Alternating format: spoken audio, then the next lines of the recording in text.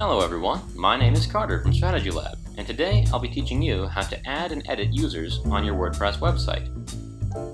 The first thing you'll want to do is, from the dashboard, visit the Users tab. On this page, you'll be shown a list of all the users currently added on your site. Right now, I just have 4, so I want to add a new one.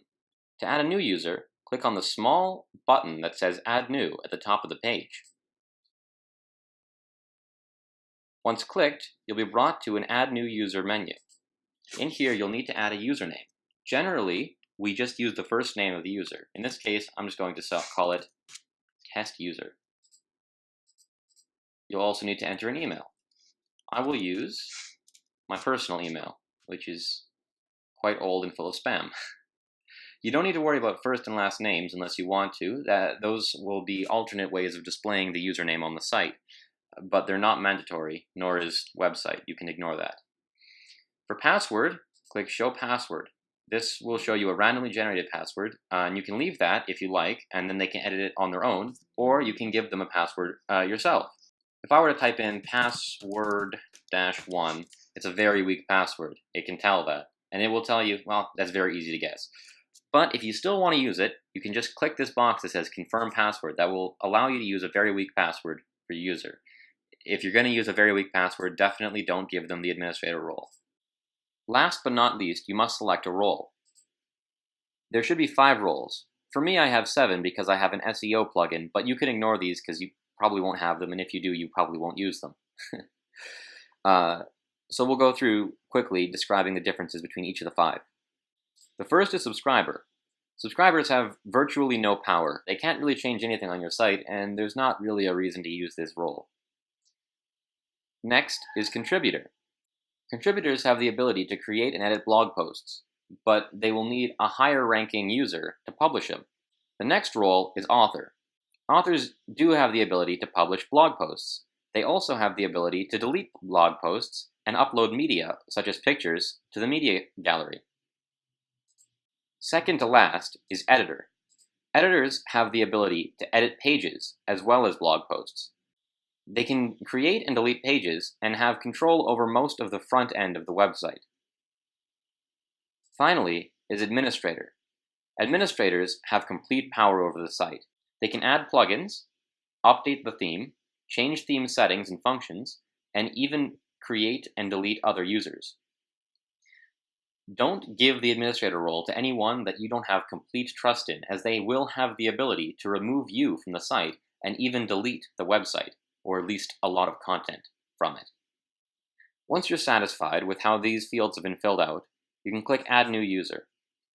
Ignore that pop-up. Once that's done, the user will appear in the list right away, and the email specified in the user creation will be sent a new email asking them to log in or update their password. However, the email may not land in the inbox. In this case, I believe it's gone to the spam folder. Oh boy, there's going to be a mess in there. And there it is, atop of a bunch of very, very sketchy looking emails is the login information to WordPress. I don't know why some emails flag it as spam, some don't. It's not spam, obviously. You can just flag it as not spam and it'll pop back into your inbox. And there, you will be shown 2 links. The first link is a single-use link that allows the user to change their password. The second is just a link to the back end of the site, the login screen. That this one can be used repeatedly to log in. Otherwise, they can just log in using the regular method. So if we click this link, we'll be taken to a reset password screen. All they'll need to do is delete all of this and type in their new password. It's weak, but I'll confirm the use of it anyway because I'm going to delete this user. So I'll reset the password. And now you can click Login. Fill out the information.